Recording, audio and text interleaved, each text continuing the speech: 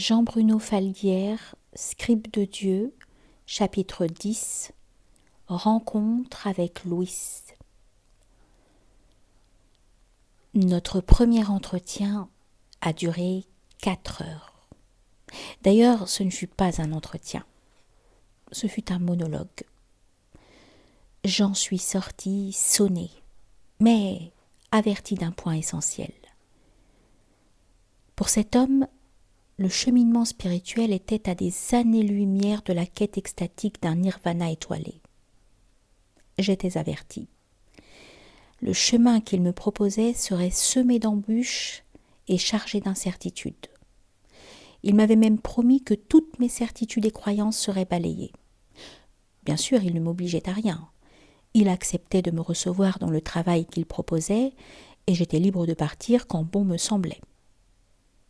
Tout le monde a une limite, avait-il conclu.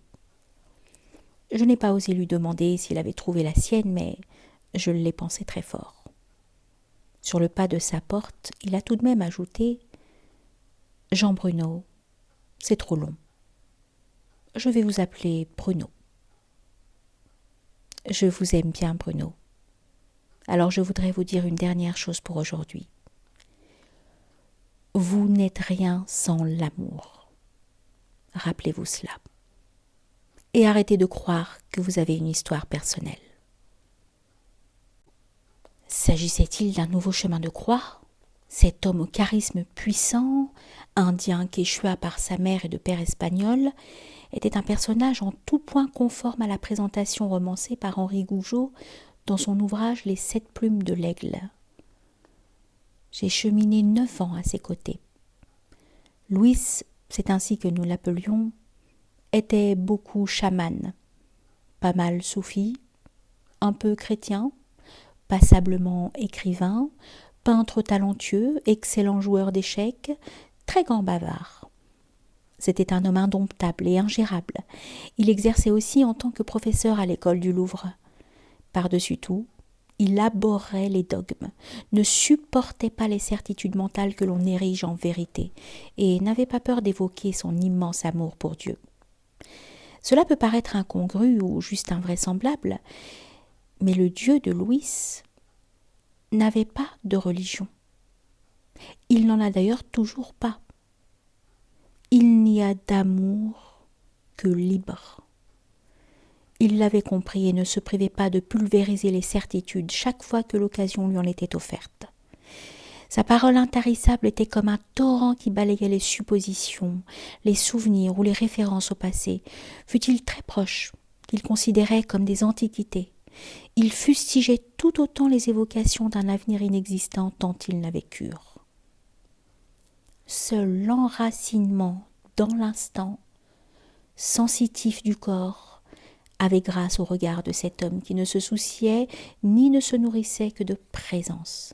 C'était un guerrier qui traquait la peur sans relâche. Il nous invitait au détour de ses paroles au banquet de l'émerveillement, à la magie du vivant, au vrai. C'était un conteur. Il comptait la vie sans cesse, infatigable amoureux, et ne se lassait pas de chercher à éveiller en chacun la passion du souffle divin qui anime toute chose.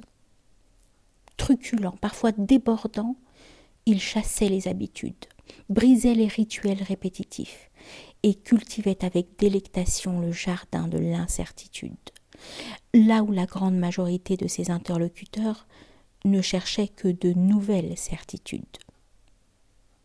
Cet homme était tout à fait déstabilisant et même décourageant pour celles et ceux qui tentaient malgré tout de graver un de ses propos dans le marbre de leurs souvenirs. Au cours d'un week-end, un dimanche matin, en introduction d'un atelier, un homme lui rappela un de ses propos de la veille, affirmant à quel point il avait pu vérifier combien il était pertinent. La réponse de Louis fut pour moi anthologique. Alors, vous venez d'apprendre que vous ne pouvez même pas faire confiance à ce que vous nommez la pertinence, car hier j'ai menti. J'ai tout inventé. Il n'y avait rien de vrai. mais sans que j'en prisse toute la mesure avant plusieurs années, il avait mis entre mes mains une œuvre qui s'avéra en fin de compte le don le plus important de notre rencontre. Il s'agissait de l'Évangile selon Thomas, traduit et commenté par Émile Gilabert, Yves Bourgeois et Pierre Haas. Chaque jour, pendant 7 ans, je me suis immergée dans cet enseignement sublime de Jésus. J'ai ainsi rencontré mon premier maître. Je ne remercierai jamais assez Louis d'avoir provoqué cette rencontre magnifique.